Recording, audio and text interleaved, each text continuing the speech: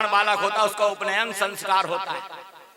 उपनयन संस्कार की बारी आई, गुरु बृहस्पति ने कहा इसमें मधुकरी भिक्षा की जाती है। भवतु माम भिक्षाम देहि, भिक्षा मांग करके लाओ। अब बावन भगवान भिक्षा मांग करके लाए तो गुरुजी ने कहा इतने से भिक्षा में कुछ नहीं होने वाला, कोई बड़े जजमान कहाँ जाओ, अवस्थी मैडम क्या तो ज्यादा मिलेगी। अब बावन भगवान पहुंच गए, बोले कौन है ऐसा बड़ा जजमान? बोले राजा बलि जो यज्ञ कर रहे हैं। और बावन भगवान छत्ता लगाए हुए पहुंच गए राजा बलि के। भवतु भिक्षाम देहि। राजा बलि आया, क्या चाहिए? बोले 3 पग जमीन। बोले 3 पांव क्यों? और वो भी अपने पांवों से नाप करके। राजा बलि ने सोचा कि मैं इतना बड़ा दानवीर, 3 पग जमीन ही तुम्हें क्यों चाहिए? बोले कल अरविंद तिवारी जी के घर के बाहर पट्टी में बैठे थे ना, वहां अपने गायत्री जप रहे थे, उनकी पत्नी आई तो उन्होंने हमारा दंड का मंडल सब फेंक दिया। तो हमने कहा खुद की जमीन हो तो कम से कम कोई छुड़ाएगा नहीं, भगाएगा नहीं, इसलिए केवल 3 पग। लेकिन शर्त है कि अपने पांवों से नाप करके। अरे बोले 3 गांव मांग लेते, इन छोटे छोटे पांवों से तुम्हारे बैठने तक की जगह नहीं। बोले शर्त तो यही है। शुक्राचार्य जी आ गए, समझाने लगे कि इनकी बातों में नहीं आना। अभी जो बामन दिख रहे ना, थोड़ी देर में 53, 54, 55, 56 जब होंगे तब तुमको पता नहीं चलेगा। शुक्राचार्य जी समझा रहे हैं, लेकिन राजा बलि कहता अब तो मैं संकल्प देने के लिए तैयार हूं। भगवान ने कहा अगर तुम्हारे गुरुजी संकल्प नहीं कराना चाहते तो मैं भी ब्राह्मण का बालक हूं, मुझे भी संकल्प कराना आता है। शुक्राचार्य जी चले गए। अब जजमान का जो होना हो सो होए। और जाकर के वो जो जल पात्र था उसकी टोटी में जाकर के बैठ गए। भगवान उसमें से जल नहीं निकल रहा था। भगवान समझ गए गुरुजी अभी भी अपने चेले को बचाना चाहते हैं। सो कोसा की एक डाभी निकाली और उस टोटी से अंदर डाली तो शुक्राचार्य जी की एक आंखें फूट गई। शुक्राचार्य जी ने कहा यहाँ से भाग जाना ही ठीक है, नहीं तो ऐसा ना हो कि दूसरी का भी गोविंदाय नमो नमः हो जाए।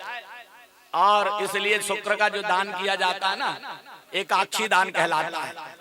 शुक्रवार जो शुक्र से पीड़ित हो उसको एकाक्षी, एक आंख वाले को दान करना चाहिए। अब बोले पंडित जी एक नई बात, दूसरे लोग तो ये बात बताते नहीं कि एकाक्षी दान करो। दूसरे लोग तो कहते शुक्र का दान कर दो, दूध दही सफेद सफेद चीजें जो है, शक्कर चावल। और बोले अब एकाक्षी ब्राह्मण कहाँ ढूंढने जाए? तो हमारे बड़े पिताजी का एक लड़का है, गुप्तेश्वर में रहता है जबलपुर में, उसका पता हम बता देते। अब समस्या ये है कि एक बार भेजा, 2 बार भेजा, फिर वो कहने लगा कि हमें कन्वा समझते हो। बिल्कुल सत्य बात, यही जबलपुर की बात बता रहे। अब हमने रामकिशन सोनी यहाँ नहीं है, मैंने उनसे बोला एकाक्षी दान करना, बोले पता बता दो। हमने फोन नंबर दे दिया और हमने कहा बताना नहीं कि कामता जी ने बताया, लेकिन वो समझ गया, बोले कामता ने बताया। फोन आ गया, बोले कन्वा समझते हो तुम हमको? तो इस तरह से ये किसी का पता बता देना भी, तो इसलिए आप खुद ही ढूंढो। अब आगे हमसे नहीं पूछना कि शुक्र का दान करना। 10:30 बजे के पहले जो शुक्र से पीड़ित हो उसको एकाक्षी दान करना चाहिए। तो शुक्राचार्य जी ने बहुत कोशिश की बचाने की अपने जजमान को, नहीं सफल हुए। भगवान ने संकल्प किया, 3 पग जमीन का संकल्प हो गया। और भगवान ने तब अपने विराट रूप को, एक पग में पूरे भूमंडल को नाप लिया, दूसरे में आकाश मंडल को, तीसरा पग रखने के लिए तो जो राजा बलि की पत्नी थी विंध्यावली, उसने कहा कि तुम अब अपना सिर झुका दो, ये साक्षात नारायण आ गए हैं तुम्हारे सामने, तुम्हारा कल्याण है। तो कहते हैं कि आपन सोचा दूर है प्रभु सोचा तत्काल, बलि चाहत आकाश को तो प्रभु ने भेज दिया पाताल। सिर में रखा पांव और पाताल नरेश बना दिया। लेकिन वहां द्वारपाल बन करके स्वयं उसकी रक्षा के लिए खड़े हो गए। लक्ष्मी जी ने देखा कि हमारे पति देव कहीं दिखाई नहीं दे रहे हैं, नारद जी से पता मिला, वहां गई। रक्षाबंधन के दिन जो है एन बद्धो बलि राजा दानवेंद्रो महाबला तेन ताम प्रतबधनामी रक्षे माचल माचल, राखी बांधी। तब से रक्षाबंधन का शुरू हुआ। भाई ने उपहार स्वरूप में उनके पति को यानी बावन भगवान को वापस कर दिया। लक्ष्मी नारायण वैकुंठ में गए, उनकी अपूर्व शोभा हुई। श्री सुखदेव जी महाराज कहते हैं कि इस तरह से आगे चल करके भगवान ने मत्स्य रूप धारण किया और मनु महाराज के ऊपर कृपा की, मत्स्य रूप धारण करके। और इस तरह से 8वें स्कंद की कथा जो है यहाँ पर विराम लेती है। 9वें स्कंद में वैवस्वत मनु हुए जो संतानहीन थे, और उन्होंने वशिष्ठ जी के द्वारा मित्रा वरुण नाम का यज्ञ करवाया। अब उस यज्ञ में प्रार्थना की गई किसकी? एक कथा आपको सुनने नहीं मिलेगी किसी की भी उसमें। कथा में, क्योंकि यहां से तो सीधे भगवान के जन्म में पहुंच जाते हैं। तो वशिष्ठ जी से मित्रावरुण नाम का यज्ञ करवाया और तब मनु महाराज की जो पत्नी थी उसने होता, होता कौन कहलाता है? एक आचार होता है जो ब्राह्मण लोग मंत्र बोलते हैं, उनको होता कहा जाता है। होता से प्रार्थना की कि मुझे पुत्री चाहिए। अब यज्ञ हुआ था पुत्र के लिए और आगे चल करके मंत्र जो है पुत्री के लिए पढ़ दिया पत्नी के कहने पर पंडित जी ने। तो पुत्री का जन्म हुआ तो मनु को आश्चर्य हुआ कि मैंने तो पुत्र के लिए प्रार्थना की थी। उन्होंने वशिष्ठ जी से कहा कि मैंने तो पुत्र मांगा था। वशिष्ठ जी ने ध्यान लगाया, बोले तुम्हारी पत्नी ने पंडितों से जो है पुत्री के लिए मंत्र पढ़वा दिया, इसमें हमारी क्या गलती है? तब उन्होंने भगवान नारायण का स्मरण किया। उसने कहा मुझे पुत्र ही चाहिए। तो सुदुम्न का जन्म हुआ और सुदुम्न एक दिन शिकार करने के लिए गया कैलाश पर्वत पर। तो वहां पर शंकर पार्वती जी विहार कर रहे थे और वहां के क्षेत्र, वो क्षेत्र श्रापित था कि यहाँ जो आएगा वो स्त्री बन जाएगा। तो सुदुम्न जो है स्त्री बन गया, क्योंकि एक बार ऋषि मुनि जब आए थे, भगवान शंकर जी माता पार्वती जी के साथ बैठे हुए थे, तब ऋषि मुनियों ने जिनको देख लिया, माता अम्बा लज्जित हुई। तो उन्होंने भगवान से प्रार्थना की इस स्थान को सुरक्षित कर दिया जाए। तो उन्होंने कहा आज के बाद जो इस स्थान पर आएगा वो कभी भी पुरुष नहीं रहेगा, हमेशा स्त्री हो जाएगा। तो सुदुम्न जब वहां शिकार करने के लिए गए तो स्त्री बन गया। उसको बुद्ध ने देखा, जिससे जो है दोनों का संयोग हुआ, बुद्ध का मोहित हो गया बुद्ध ने उस पर, सुदुम्न पर।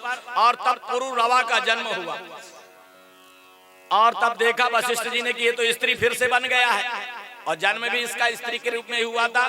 तब आगे चल करके जो है वशिष्ठ जी ने फिर भगवान शंकर जी से प्रार्थना की। तो शंकर जी ने कहा 1 महीने स्त्री रहेगा, 1 महीने पुरुष रहेगा, इस तरह से ही राज्य का संचालन करेगा। आगे चल करके सगर का चरित्र है और भगीरथ का चरित्र है। हजारों वर्षों तक तपस्या करके उन्होंने गंगा जी का जो है पृथ्वी ब्रह्मलोक से, भगवान के लोक से जो है पृथ्वी पर अवतरित किया गंगा जी को और अपने पूर्वजों का उद्धार किया। भस्म हुए सगर के 10,000 पुत्रों को गंगा जी ने अपने जल के स्पर्श से तार दिया। और फिर कहते हैं कि एक बार भूपति मनमाही भय गुलान मेरो सुत नहीं। 2 अध्याय में ही भगवान राम की कथा है, भागवत के 9वें स्कंद में जो है 10वें और 11वें अध्याय में। श्री रामचंद्र कृपाल भजवन हरण भवभय दारुण। और श्रृंगी रसी वशिष्ठ बुलावा, पुत्र कामेष्टि यज्ञ करावा। पुत्र कामेष्टि यज्ञ हुआ, उससे चरु प्रकट हुआ और वो चरु तीनों माताओं को दिया गया, जिससे जो है चैत्र महीने के शुक्ल पक्ष की 9वीं को भगवान आनंद कंद परमानंद परमात्मा श्री राम का जन्म हुआ। बोले राजा रामचंद्र भगवान की जय। और सुमित्रा के यहाँ लक्ष्मण और शत्रुघ्न का जन्म हुआ। कैकेयी ने भरत जी को जन्म दिया। तीनों रानियां जो है वहां पर अपने पुत्रवती होकर के प्रेम में निमग्न है, आनंद में अभिभूत हैं। और भगवान राम ने जो चरित्र किए, आगे चल करके विश्वामित्र जी आए, अपने यज्ञ की रक्षा करवाई। सुबाहु और ताड़का का वध हुआ। भगवान विश्वामित्र के साथ में जनक जी की पुष्प वाटिका में पहुंचे। रास्ते में अहिल्या का उद्धार किया, धनुष भंग करके माता जानकी के साथ भगवान का पाणी ग्रहण संस्कार हुआ। और एक ने धनुष तोड़ी और 3 को भी बहुएं मिल गई। मतलब अभी तो एक के साथ एक फ्री चलता है और यहाँ एक के साथ 3 और फ्री। भरत जी का विवाह हुआ, मांडवी के साथ में शत्रुघ्न जी का विवाह हुआ, श्रुतकीर्ति के साथ में, और लक्ष्मण जी का विवाह हुआ जो है उर्मिला के साथ में। ये जनक भी एक पद है, जैसे हमने बताया ना इंद्र एक पद है, ऐसे ही जनक भी एक पद है। वैसे इनका नाम था सीरध्वज। जो माता सीता जी के पिता थे ना, इनका नाम था सीरध्वज और उनके एक भाई थे जिनका नाम था कुशध्वज। तो 2 बेटियां कुशध्वज की थी और 2 ही बेटियां जो है सीता जी की, मतलब सीरध्वज की थी। चारों भाइयों का विवाह हुआ और वधू लड़कनी घर जब आई, राखा नयन पलक की नाई। दशरथ जी ने कौशल्या आदि रानियों से कहा कि बहुओं की सेवा, बहुओं की रक्षा कैसे करना चाहिए, जैसे पलकें जो है आंखों की रक्षा करती हैं। और इस तरह से भगवान राम ने अनेक चरित्र किए। आगे चल करके भगवान को 14 वर्ष का वनवास हुआ, कई राक्षसों को मारा, मारीच आदि राक्षसों को। और फिर जो है भगवान की सुग्रीव से मित्रता हुई वनवास के दौरान। और माता जानकी को जो है रावण हरण करके ले गया। भगवान ने अपने वानर सेना के साथ लंका पर चढ़ाई की और रावण को मार करके विभीषण को गद्दी पर बिठाया। भगवान वहां से अयोध्या 14 वर्ष के वनवास के बाद लौट करके आए। बड़े सुंदर चरित्र है भगवान राम की कथा में भी। और इसमें भगवान राम की कथा में मुझे सबसे अच्छा केवट का प्रसंग लगता है। मांगी नाव न केवट आना, कहां तुम्हार मरम में जाना। ये कौन सा मरम जानता था केवट? वो जानता था कि जिस पांव के छूने से जो है एक पत्थर जो है अहिल्या बन गई, स्त्री बन गई, अगर ये पांव हमारी नाव को छू गए तो स्त्री मिल जाएगी, बन जाएगी हमारी नाव और हमारी रोजी रोटी जो है छिन जाएगी। इसलिए कहा कि मैं जो है पांव धो करके ही जब लो न पांव पखारी हूं, जब तक पांव नहीं पखार लूंगा तब तक नाव में नहीं बैठाऊंगा। बड़ा सुंदर चरित्र है भरत जी का चरित्र, हनुमान जी का चरित्र, जिससे आप सब परिचित हैं। राम कथा कभी होगी तो फिर उसका वर्णन किया जाएगा। आगे चल करके अम्बरीश की कथा है जो एकादशी का व्रत किया करते थे। ययाति का चरित्र, भरत वंश का वर्णन, और फिर जो है कहते हैं कि पृथ्वी जो थी कथितो वंश विस्तारो भवतो सोम सूर्यो। परीक्षित ने कहा कि अब आप जो है बहुत आपने सूर्यकुल की कथा सुनाई, अब मैं चंद्रवंश की कथा सुनना चाहता हूं। और चंद्रवंश में देखिए भगवान चंद्रवंश को श्रवण करें कि कैसे भगवान कृष्ण का अवतार हुआ। ययाति नाम के जो राजा थे उनके 2 पुत्र हुए, एक का नाम था यदु और दूसरे का नाम था पुरु। यदु की कई पीढ़ियों के बाद देवमीढ़ नाम के राजा हुए। जो स्वर्णकार लोग हैं इनकी जयंती मनाते हैं, उनको अजमीढ़ जयंती बोलते हैं, पेपर में पढ़ते होंगे आप। तो यदु की कई पीढ़ियों के बाद देवमीढ़ नाम के राजा हुए। उनकी 2 पत्नियां थी। पहली से 2 पुत्र हुए जिनके नाम थे अर्जन और पर्जन, और दूसरी पत्नी से सूरसेन का जन्म हुआ। और सूरसेन के वंश में आगे चल करके जो है वसुदेव जी का जन्म हुआ। वसुदेव जी की 7 पत्नियां हैं। कितनी? 7। कौरवी, रोहिणी, मदिरा, भद्रा, रोचना, इला और देवकी। और इस तरह से देवकी के जब 6 पुत्र हुए तब रोहिणी के पहला पुत्र हुआ जिनका नाम था बलराम, और देवकी के पहले पुत्र का नाम हुआ कीर्तिमान। इस तरह से जो है चंद्रवंश की परंपरा है। और अर्जन और पर्जन जो थे, देवमीढ़ की जो पहली पत्नी थी, उनसे जो 2 पुत्र हुए थे अर्जन और पर्जन, उनके 9 नंदों का जन्म हुआ। ये चंद्रवंश का परिचय। कहते कंस ने अपनी लाडली बहन जो थी देवकी का विवाह वसुदेव जी के साथ में किया। और जब कंस स्वयं रथ लेकर के अपने बहन को विदा करने जा रहा था, उसी समय आकाशवाणी हुई, अरे कंस तू जिसको विदा करने के लिए जा रहा है उसका 8वां पुत्र तेरा काल बन करके आएगा। और जैसे ही आकाशवाणी सुनी तो कंस देवकी को मारने के लिए तैयार हो गया। वसुदेव जी ने प्रार्थना की तो कंस का हाथ रुका। वसुदेव जी ने कहा मैं जितने पुत्र होंगे, जितनी संतान होगी, इन सारी संतानों को मैं तुम्हें देता रहूंगा। पहला पुत्र हुआ, उनको बंद कर दिया गया कारागृह में, वसुदेव और देवकी को। पहला पुत्र हुआ जिसका नाम था कीर्तिमान। और जो है आगे चल करके एक एक करके 6 पुत्रों की हत्या कर दी। 7वें गर्भ में भगवान संकर्षण आए, योग माया को आदेश दिया और देवकी के गर्भ को आकर्षित करके संकर्षित करके जो वसुदेव जी की एक पत्नी रोहिणी थी, जो नंद और यशोदा के यहाँ रहती थी, उनके गर्भ में स्थापित किया गया। और इस तरह से बलराम जी का जन्म हुआ। अब परम पवित्र पुण्य महीना आया, भादो महीने के कृष्ण पक्ष की अष्टमी, रोहिणी नक्षत्र, और घनघोर बारिश मथुरा में हो रही थी।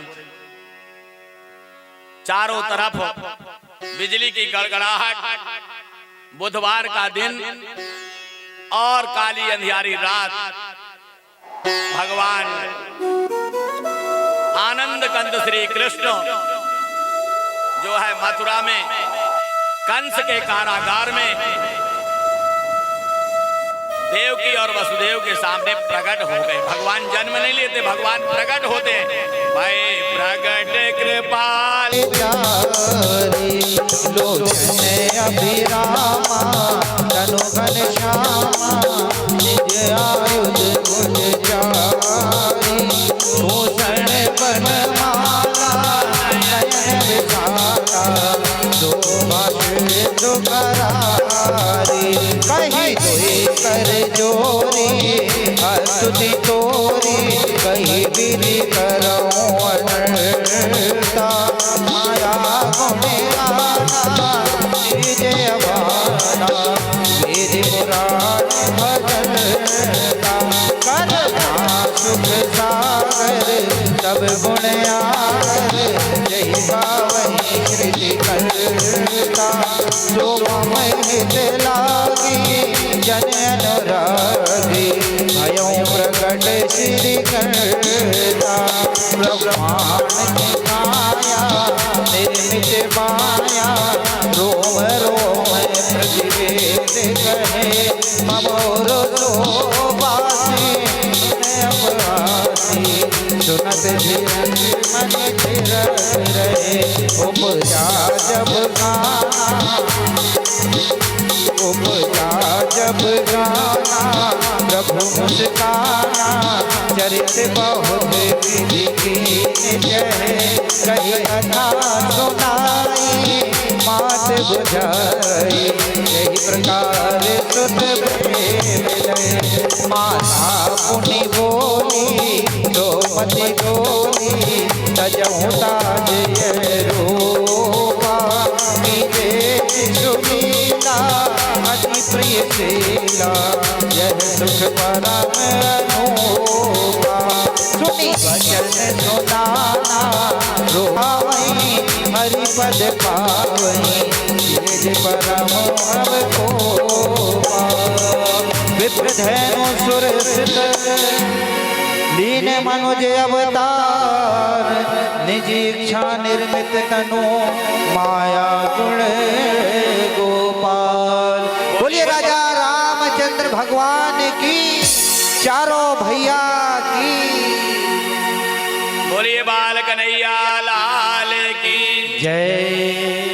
भगवान का प्रकट हुआ और जो है वसुदेव जी ने भगवान को टोकरी में बिठा करके गोकुल में पधराया नंद और यशोदा के यहाँ, और वहाँ जो कन्या का जन्म हुआ था वह देवकी के सामने उसको रख दिया। कन्या के रोने की आवाज सुनाई पड़ी प्रातःकाल, तो पहरेदार जो सो गए थे उठ के खड़े हो गए, कंस को सूचना दी। कंस दौड़ता हुआ आया। पहले तो उसके मन में दया उत्पन्न हुई कि ये कन्या इसको ना मारा जाए, लेकिन नारद जी ने उसकी बुद्धि को भ्रमित कर दिया। इसमें से कोई भी आठवां हो सकता है, किसी भी रूप में आ सकता है, आठवां गर्भ तुम्हें मारने के लिए आएगा, इसलिए तुम्हें वरदान प्राप्त है, तो इसको भी मत छोड़ो। और कहते हैं विनाश काले विपरीत बुद्धि। कंस ने जैसे ही उठा करके पटका उस कन्या को, उसने लात जमाई मारी, आकाश मार्गी हो गई। तेरे को जन्म लेने वाला गोकुल में जन्म ले चुका है, ब्रज में जन्म ले चुका है। कंस ने कहा कहाँ जन्म लिया है? तो योग माया ने कहा सारा पता मैं ही बताऊंगी कि थोड़ा बहुत तू भी कुछ काम करेगा। और दुर्गा सप्तशती में श्लोक आता है कि नंद गोप ग्रहे जाता यशोदा गर्भ संभव ततस्थौ नासिष्यामि विंध्याचल निवासिनी। माता विंध्यवासिनी के नाम से जो है प्रकट हो गई मिर्जापुर में विंध्यवासिनी, विंध्य पर्वत पर। और जो है गोकुल में बड़ा जन्म उत्सव मनाया गया। नंद घर आनंद भयो जय कन्हैया लाल की। बहुत सारे भजनों का समय नहीं है, अगले 25 मिनट और बचे, 2 बजे जो है कथा समाप्त करना है। मेजर जनरल राहुल जी अपने पूर्व सैन्य अधिकारियों के साथ यहाँ पर उपस्थित हैं, उनका व्यासपीठ से स्वागत है।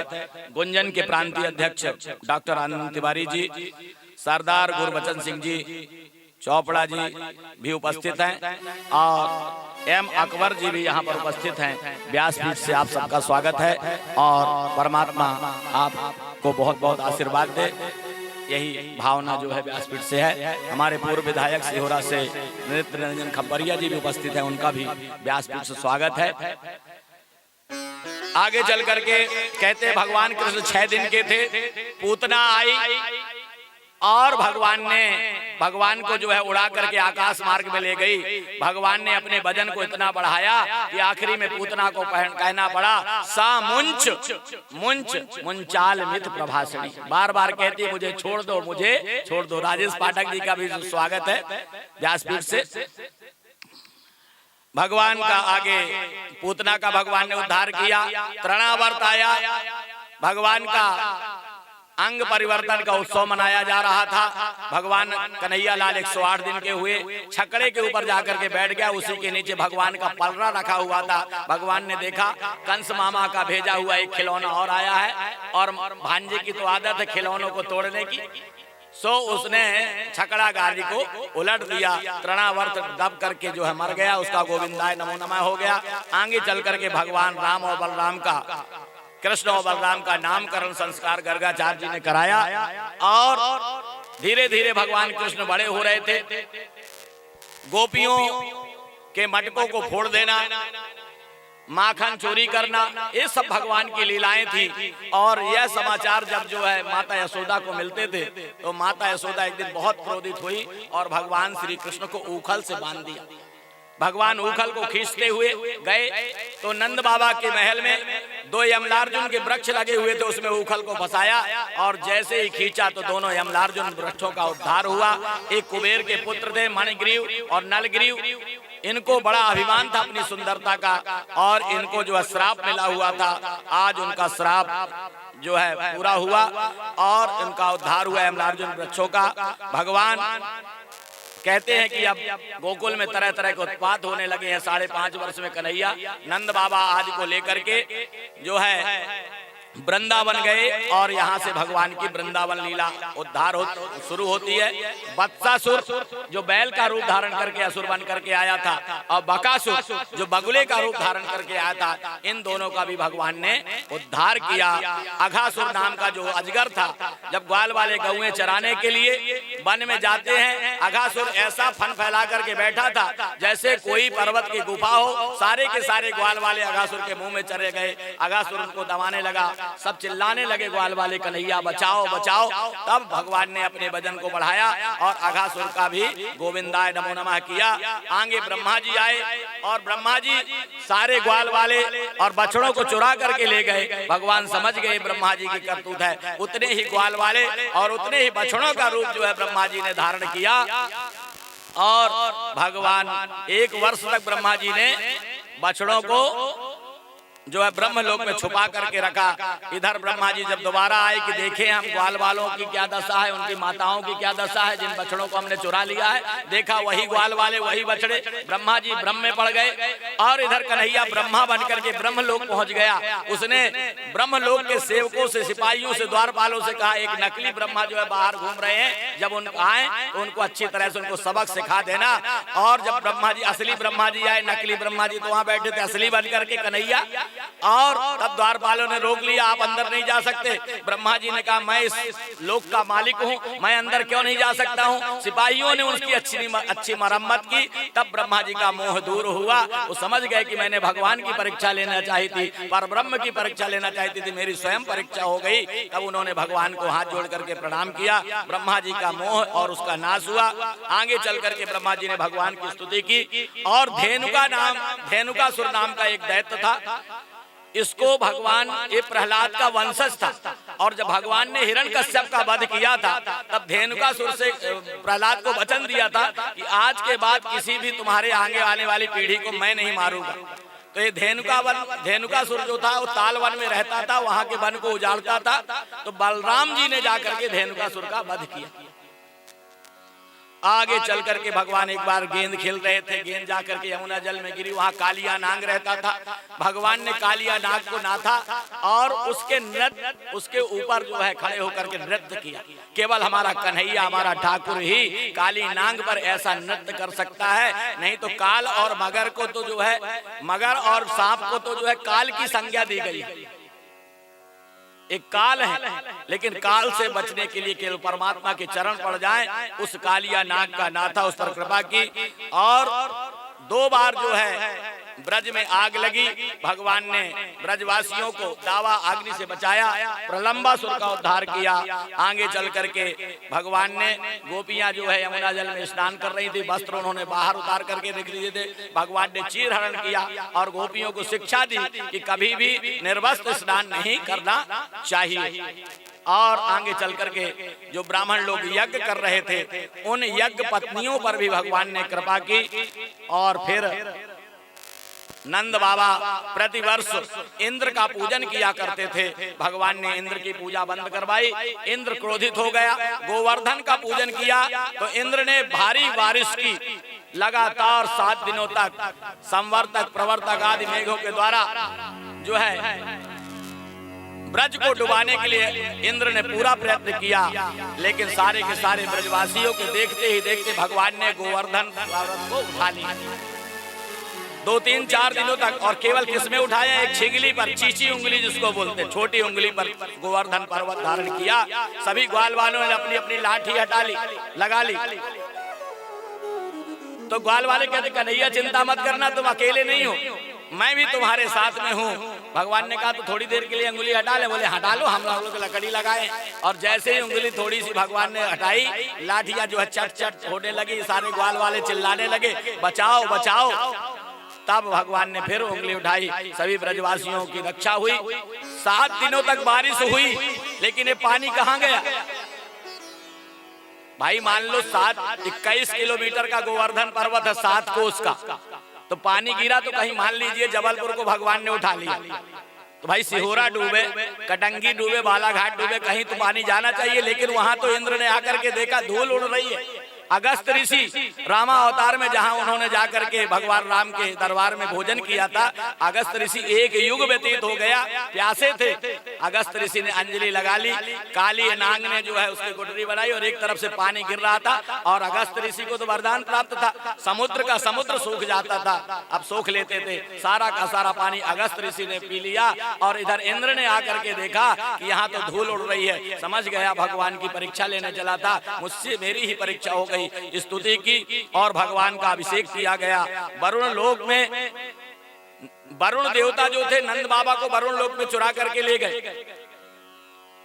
एक बार रात में 12 बजे नंद बाबा यमुना में स्नान कर रहे थे, तो वरुण उनको उठाकर वरुण लोक ले गया। नंद बाबा जब गोकुल में नहीं मिले, ब्रज में नहीं मिले, कन्हैया ने ध्यान लगाया तो समझ गए वरुण देवता की करतूत है, पहुंच गए वरुण लोक। तब वरुण लोक से छुड़ा करके नंद बाबा को लाए। आगे चल करके रास लीला आती है, ये भागवत का प्राण है। 5 अध्याय में है रास पंचाध्याय, 10वें स्कंद के 29, 30, 31, 32 और 33वें अध्याय जो है रास पंचाध्याय के नाम से जाने जाते हैं। भगवान ने जो है मधुर मधुर बंसी ध्वनि बजाई। जो गोपियां जिस हालत में थी, कोई गोबर लीप रही थी, देखो अगर ये साधारण गोपियां होती तो श्रृंगार करके रासलीला में आती। भाई पहले ब्यूटी पार्लर जाती, भाई किसी भी कार्यक्रम में जाना हो तो पहले आदमी सजता धजता रूप तक बदल जाता। कई बार ऐसा हुआ जिस लड़की की हमने शादी कराई, अगले दिन वो बाजार में मिली, बोले पंडित जी पहचाने नहीं। हमने कहा कल जयमाला के समय, शादी के समय हमने तुम्हें दूसरे रूप में देखा था, ये तो बिल्कुल बदला हुआ चेहरा। तो इस तरह से जो है भगवान ने जिन गोपियों को आमंत्रण दिया था वो सारी की सारी गोपियां वहां पहुंची। भगवान ने उनके साथ रास किया। गोपियों का अभिमान हो गया कि हम कितने भाग्यशाली हैं कि श्याम सुंदर श्री कृष्ण केवल हमारे साथ हैं। भगवान अंतर ध्यान हो गए, गोपियां जो है रोने लगी। 31वें अध्याय में गोपी गीत है, जयति ते अधिकम जन्मनः प्रजा श्रेयत इंद्रिया सत्स्वदत्र ही। और गोपियां जब ढूंढते ढूंढते थक गई, भगवान तो कहीं गए नहीं थे। आखिरकार भगवान वहीं जो प्रकट हो गए। बोलिए रास बिहारी लाल की जय। और भगवान ने थाथा थैया नृत्य किया। आगे चल करके रास और महारास हुआ। सुदर्शन और चक्र शंखचूड़ का उद्धार, अरिष्टासुर का उद्धार। और फिर कंस ने अक्रूर जी को अपने रथ दे करके भेजा। अक्रूर जी जब गए और कृष्ण बलराम को नंद और यशोदा से जब मांगा तो सारे ग्वाल वाले अक्रूर जी से भिड़ गए। गोपियां भिड़ गई, मेरे कृष्ण को नहीं ले जा सकते। यशोदा ने कहा मैं इसके लिए ही तो जी रही हूं, मेरे प्राण सुरक्षित नहीं रहेंगे, मेरे कृष्ण को मत ले जाओ, ले जाना तो बलराम को ले जाओ। नंद बाबा ने कहा देखो आगे चल करके इसको 56 करोड़ यादवों का सम्राट बनना है, इसको राजकाज भी राजनीति भी सीखना चाहिए। और तब दूसरे दिन भगवान कृष्ण का श्रृंगार किया यशोदा मैया ने। बड़ी बड़ी मार्मिक कथाएं इसके अंदर है, समय अभाव के कारण उनको प्रकट नहीं कर पाते। जो अक्रूर प्रसंग एक ऐसा प्रसंग है जो मुझे तक रुला देता है। यशोदा रो रही हैं, लाला अब तेरा मुख मैं नहीं देख पाऊंगा। पीतांबर से कृष्ण उनका मुख पोंछते हैं, मैया चिंता मत करो, अभी तक तो ब्रज में केवल एक कन्हैया था, अब सब गोपियों के हृदय में, सब भक्तों के हृदय में एक एक कन्हैया विराजमान होगा। अक्रूर जी लेकर के गए, वहां पर भगवान ने सबसे पहले कुब्जा का उद्धार किया। वो धोबी जो था उसने अकड़ दिखाई, भगवान ने उसको उद्धार किया, कुब्जा पर कृपा की। और भगवान पूरा जो है मथुरा घूमते घूमते यज्ञशाला में पहुंच गए। अब नंद बाबा देख रहे हैं कि हमारे छोटे छोटे बच्चों से लड़ने के लिए कुबलिया पीड़, हाथी, चाणूर, मुष्टिक जैसे पहलवान, सल तोसल जैसे पहलवान, ये सब उनसे लड़ने के लिए तैयार हैं। नंद बाबा चिंतित हो गए, कहाँ इतने इतने बड़े मल्ल पहलवान और कहाँ हमारे छोटे छोटे बच्चे। हनुमान जी की याद करते, जय जय जय हनुमान गोसाई, कृपा कराओ गुरुदेव की नाई, आप तो मल्ल के जो है कुश्ती के देवता हैं, हमारे बच्चों पर कृपा करना। लाला ने दूर से इशारा किया, बाबा चिंता मत करो। पाप का भरा जब घड़ा पाप का भरा, तो देखा मथुरा के नर नारी ने। जब घड़ा पाप का भरा, तो देखा मथुरा के नर नारी ने। और किया कंस का ध्वंस नंद नंदन कृष्ण मुरारी ने। नाच उठा पृथ्वी का कण कण, और गगन पुष्प बरसाता है। और जो कथा भागवत की सुनता, भवसागर से तर जाता है। जो कथा भागवत की सुनता, भवसागर से तर जाता है। कंस का उद्धार किया भगवान ने। आगे जाकर के जरासंध ने जो है कई बार आक्रमण किया मथुरा पर।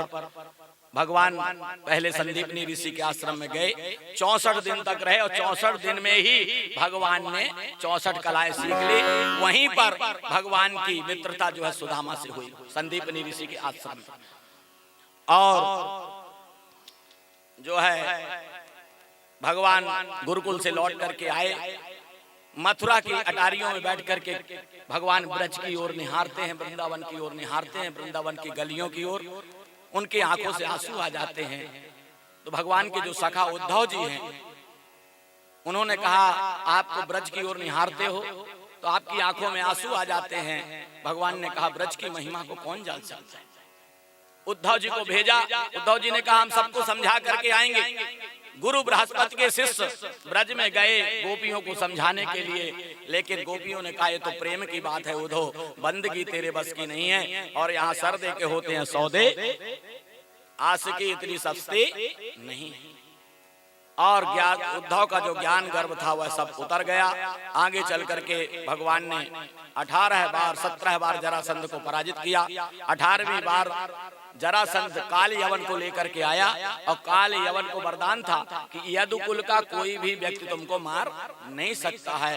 तो भगवान ने रणछोड़ बन करके मथुरा छोड़ दिया और प्रवर्षण पर्वत पर चढ़ गए। विश्वकर्मा को आदेश दिया, द्वारकापुरी का निर्माण हुआ, और उस द्वारकापुरी ने प्रवर्षण पर्वत से, भगवान तो जो है प्रवर्षण पर्वत की गुफा में घुसे, वहां राजा मुचकुंद तपस्या कर रहे थे। भगवान ने अपना जो पीतांबर था वह मुचकुंद को उड़ा दिया और प्रवर्षण पर्वत से छलांग लगाई, मथुरा द्वारका पहुंच गए। इधर काल यवन पीछे पीछे आया। उसने सोचा कि ये जो है कृष्ण ही हमसे डर करके यहाँ छुपा हुआ है। लात मारी, मुचकुंद की आंखें खुली, उनके क्रोधाग्नि से, नेत्राग्नि से जल करके काल यवन भस्म हो गया। काल यवन का उद्धार हुआ। भगवान द्वारका गए और वहां भीष्मक की पुत्री रुक्मिणी के साथ रुक्मिणी का हरण करके जो है भगवान ने रुक्मिणी का विवाह किया। भगवान के इसके अलावा और भी विवाह हुए। सत्यभामा, कालिंदी, जामवंती, नागनिधि, सत्या, लक्ष्मणा, भद्रा, और इसके अलावा भौमासुर के कारागार में जो 16,000 जो राजकुमारियां बंद थी, भौमासुर का उद्धार करके भगवान ने इस तरह से 16,108 विवाह किए। और सबसे भगवान को 10-10 जो है संतानें हुई और एक एक कन्या हुई। अब 16,108 गुणे 11 कितने हो गए? 1,77,188। इस तरह से भगवान की जो संतान थी 16,108 से वो 1,77,188 जो है उनके होते। आगे चल करके जो है भगवान ने पौंड्रक काशीराज का उद्धार किया, दुविध नाम के बानर का उद्धार किया और नारद जी भगवान की दिनचर्या देखने के लिए आए तो देखा भगवान जिस महल में जाते हैं रुक्मिणी के साथ पलंग पर लेटे हुए हैं। सत्यभामा के महल में गए तो वहां भोजन कर रहे, उद्धव जी के साथ सत्संग खेल रहे हैं। भगवान ने कहा नारद जी मैं आपका सम्मान करता हूँ, इसका मतलब ये नहीं है कि हमारी ही लीला देखने के लिए आप उसमें भ्रम उत्पन्न करो, उसमें शंका करो। नारद जी ने क्षमा मांगी और भगवान ने पांडवों के द्वारा राजसूय यज्ञ का आयोजन करवाया। उसमें भगवान की अग्र पूजा की गई तो शिशुपाल ने भगवान को गालियां देना शुरू की। बोले 100 गालियां तो माफ है, 101वीं गाली में भगवान ने शिशुपाल का सर धड़ से अलग कर दिया। दंत वक्त विदुरथ साल्व आदि का भी भगवान ने उद्धार किया। और फिर कहते हैं कि पोरबंदर के निवासी थे जो भगवान के मित्र थे जिनका नाम था सुदामा। भागवत में सुदामा जी का नाम नहीं है, राधा जी का नाम नहीं है। एक दिन अनिरुद्धाचार्य जी ने कह दिया ब्राह्मणों की सभा में कि जो 8वां स्कंध हम आपको सुना रहे थे देवासुर संग्राम की कथा, उसमें राधा वंतौ शब्द है। बोले राधा का नाम है हमारे गुरुजी ने। तो वहां जो विद्वान लोग बैठे थे उन्होंने डांट दिया। राधा वंतौ का वहां अर्थ संधि विग्रह करेंगे तो वहां है कि उठा उठा करके फेंकने लगे, एक दूसरे को उठा उठा करके फेंकने लगे। उसका अर्थ जो है भागवत में किया गया, वहां राधा का मतलब राधा नहीं है। तो भगवान सुदामा जो है कहते हैं कि विप्र सुदामा वसत हो सदा अपने धाम, भीख मांग भोजन करत हिये जपत हरि नाम, ताकि धरणी पतिव्रता गाहे वेद की रीत और सरल सहज स्वभाव अति पति सेवा सुप्रीत। अब मधुकरी भिक्षा करते थे। मधुकरी भिक्षा क्या होती थी? अपने आप जो मिल जाए